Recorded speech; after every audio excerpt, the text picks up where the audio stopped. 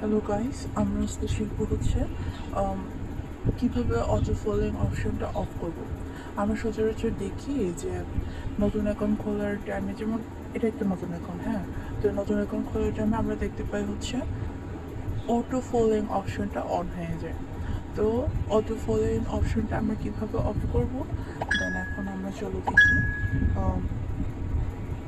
প্রথমে হচ্ছে আমরা হচ্ছে থ্রি স্ল্যাশ স্পেস করে দিতে আমরা দেখতে পাচ্ছি না, দেন ওখানে চাপ দিলাম।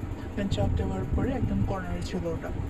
দেন হচ্ছে আমরা সেটিং অ্যান্ড অ্যাক্টিভিটিটা দেখতে পাচ্ছি। সেটিং অ্যান্ড অ্যাক্টিভিটির মধ্যে অ্যাকাউন্ট সেন্টারে লিখবো। অ্যাকাউন্ট সেন্টারে ঢুকে দেন হচ্ছে আমরা পাসওয়ার্ড অ্যান্ড সিকিউরিটি জিনিসটা দেবো।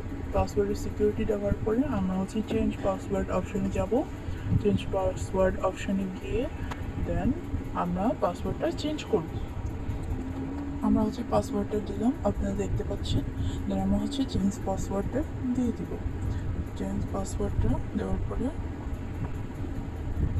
এটা আমি প্রথমে ইউজ করে ফেলছি, তো আমরা হচ্ছে ওকে দিব।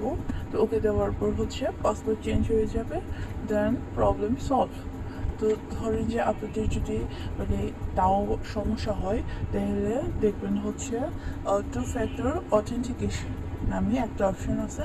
এখানের মধ্যে টু ফ্যাক্টর অথেন্টিকেশনে যাবে, দেন হচ্ছে নিজের যেটা অ্যাকাউন্ট ঢুকবেন, দেন অথেন্টিকেশন অ্যাপ রিকমেন্ডেড আছে ওখানে দিবেন, নইলে SMS আর হোয়াটসঅ্যাপ এর মাধ্যমে আপনি আপনার প্রয়োজনীয় যে সিকিউরিটিটা ওটা নিশ্চিত করবে। দেন আপনার প্রবলেমটা সলভ হয়ে যাবে বলে আশা করতেছি।